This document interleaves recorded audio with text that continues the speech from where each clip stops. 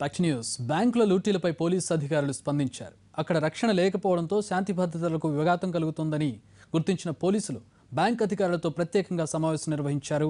సైబరాబాద్ కమిషనరేట్లో ఏర్పాటైన ఈ సమావేశంలో తీసుకోవాల్సిన చర్యలపై కమిషనర్ సివి ఆనంద్ మా ప్రతినిధి రమేష్ వైట్లకు వివరించారు. పెరిగిపోతున్న నేరాలు కావచ్చు, బ్యాంకులకు సంబంధించిన భద్రత కావచ్చు కరువైంది. అయితే దీనికి సంబంధించి పోలీసులు దీనికి సంబంధించి ప్రధానంగా ఎక్కడైతే ల్యాప్సెస్ ఉన్నాయో, ఎక్కడైతే సెక్యూరిటీ సంబంధించిన లోపాలు ఉన్నాయో వీటి సరిదిద్దేందుకు బ్యాంక్ అధికారులు సమావేశమవుతున్నారు. దీనికి సంబంధించి ప్రస్తుతానికి సైబరాబాద్ కమిషనర్ ఆనంద్ గారు ఉన్నారు. సార్ చెప్పండి, బ్యాంక్స్ ప్రధానంగా ల్యాప్సెస్ సెక్యూరిటీ ల్యాబ్స్ చాలా ఉన్నాయి, దీన్ని ఓవర్కమ్ చేయడానికి ఏం చేయబోతున్నారు? గత 2-3 సంవత్సరాల్లో మేము చాలాసార్లు వాళ్ళకు నోటిఫికేషన్స్ ద్వారా కానివ్వండి, మీటింగ్స్ ఇక్కడ పెట్టి చెప్పడం జరిగింది. ఎక్కడెక్కడ నేరాలు జరుగుతున్నాయి, ఎందుకు జరుగుతున్నాయి, ఏమేమి లోపాలు ఉన్నాయి. ముఖ్యంగా సైబరాబాద్ కమిషనరేట్ చాలా పెద్ద విస్తీర్ణంలో ఉంది, 3700 స్క్వేర్ కిలోమీటర్లు. దీంట్లో 1400 ఏటీఎంలు, ఒక 800 బ్యాంక్స్ ఉన్నాయి. అన్ని రకాలుగా private sector, public sector banks అన్నీ కలుపుకొని దాదాపు 800 ఉన్నాయి. బ్రాంచెస్ కూడా చాలా వాళ్ళు ఓపెన్ చేసుకుంటూ వెళ్తున్నారు. కానీ ఒక బ్యాంక్ ఓపెన్ చేసినప్పుడు దానికి భద్రతా పరంగా చాలా చర్యలు చేపట్టే అవసరం ఉంటుంది. అటువంటివి ఏవి కూడా వాళ్ళు పాటించడం లేదు. కొన్ని రోజుల క్రితం జరిగిన ఆంధ్రా బ్యాంక్ ఘట్కేసర్ బ్రాంచ్లో జరిగిన నేరం చూస్తే దాంట్లో మొత్తం అన్ని రకాలుగా ల్యాప్సెస్ మాకు ఇప్పుడు ముందుకు వస్తున్నాయి. ముఖ్యంగా ఏంటంటే ఈ సర్వేలెన్స్ పైన వాళ్ళు ఈ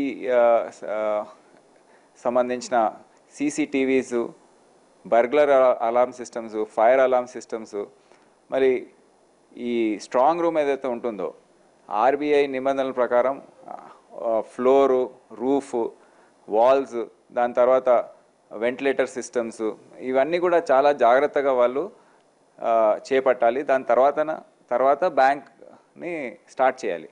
కానీ ఇవన్నీ ఏది కూడా చేయకుండా అక్కడ ఏదో ఒక అద్దెకు ఒక బిల్డింగ్ తీసుకొని దాంట్లో ఒక బ్యాంక్ అనే బోర్డు పెట్టి ప్రజలకు అన్ని రకాలుగా ప్రామిసెస్ చేసి, అంటే మీ సొమ్ముకి మేము భద్రతగా ఉంటాము, అన్ని రకాలుగా చర్యలు తీసుకుంటాం, అబద్ధాలు చెప్పి ప్రచారం చేసి అక్కడ ఈ బ్రాంచెస్ పనిచేస్తూ ఉన్నాయి.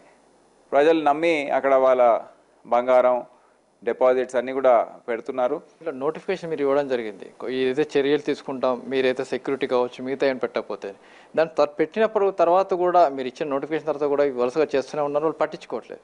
కఠినంగా ఏమైనా చర్యలు తీసుకోబోతున్నారా?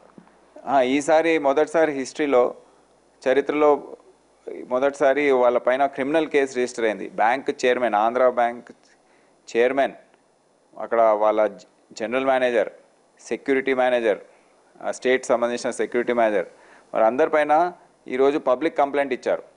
ఈ విధంగా మా గోల్డ్ ఏదైతే ఉందో దానికి మాకు సెంటిమెంటల్ అటాచ్మెంట్ ఉంది, వాళ్ళు ఏదో మాకు ఇన్సూరెన్స్ తీసుకొచ్చి డబ్బులు ఇస్తామంటే మేము ఒప్పుకోము, మా బంగారం మాకు కావాలని వాళ్ళు పట్టుబడుతున్నారు.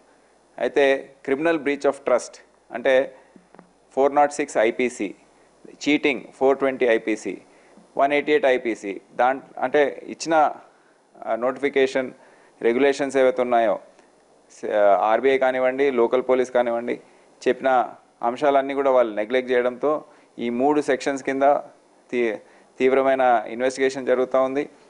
41 CRPC నోటీసెస్ ఇచ్చాము. నిన్న కొంతమంది అధికారులను ఎగ్జామిన్ చేశారు. బ్యాంక్ చైర్మన్, జనరల్ మేనేజర్ అందరినీ కూడా ఎగ్జామిన్ చేయడం జరుగుతుంది. దీంట్లో వాళ్ళ అభిప్రాయాలు ఏమి ఉన్నాయో తెలుసుకొని లోపాలు కొట్టొచ్చినట్టు కనిపిస్తున్నాయి.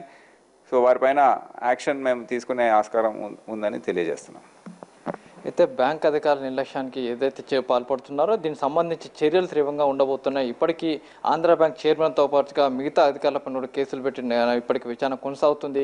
మరోవైపు చూసినట్లయితే ఎక్కడైతే సెక్యూరిటీ ల్యాప్సెస్ కావచ్చు, లేకుంటే నిర్లక్ష్యం కావచ్చు, ఇవన్నట్లయితే ఫ్యూచర్లో తీవ్రమైన చర్యలు ఉండబోతున్నాయి. మరోవైపు కఠినంగా శిక్షించబోతున్నట్లు కూడా అధికారులు చెప్తున్నారు. కెమెరా పర్సన్ రాకేష్ రోషన్తో రమేష్ వైట్ల, NTV.